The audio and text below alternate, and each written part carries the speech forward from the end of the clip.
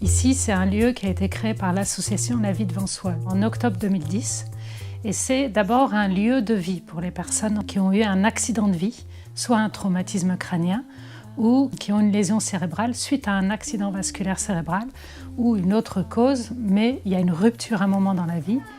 Nous avons pu financer un lieu aussi beau parce que justement il y a eu des fonds privés qui sont venus soutenir les fonds de l'État.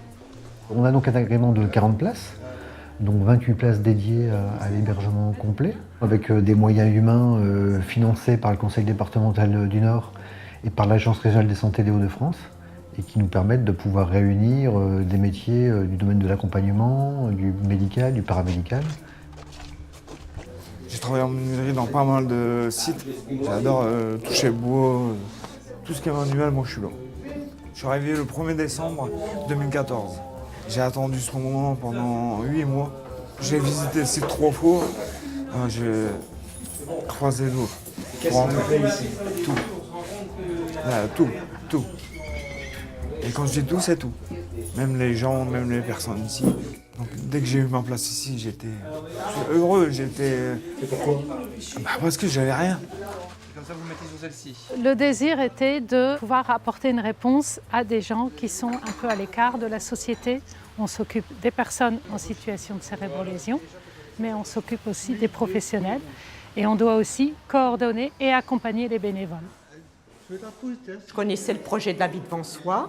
Et dès que je suis arrivée en retraite, je me suis dit, je me mets à votre service si vous le souhaitez. Au départ, on a presque peur de rencontrer des personnes en situation de handicap.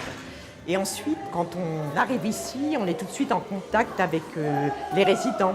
On parle aux uns, aux autres, etc. Quand on commence à échanger, qu'on considère la personne qui est en face de nous au même niveau, c'est extrêmement enrichissant. On élargit vraiment nos horizons. Et puis, on a un autre groupe de bénévoles qu'on appelle les compagnons. Alors, eux, ils développent davantage des activités en dehors de l'établissement, dans le cadre d'une journée surtout ludique. On est actuellement sur une trentaine de compagnons. Et donc, on est bien évidemment toujours à la recherche de nouvelles personnes qui souhaiteraient s'engager au sein du projet associatif. Parce qu'une fois que les personnes accompagnées quittent ce lieu, ils maintiennent effectivement du lien avec ses compagnons. 16, 17, 18. Là, on va jusqu'au bowling, faire une partie de bowling tous ensemble, avec les compagnons. C'est une fois par mois, à peu près le mercredi la plupart du temps. Ça vous plaît? Oui, beaucoup. On fait sortie bowling, goûter, cinéma, on va au zoo.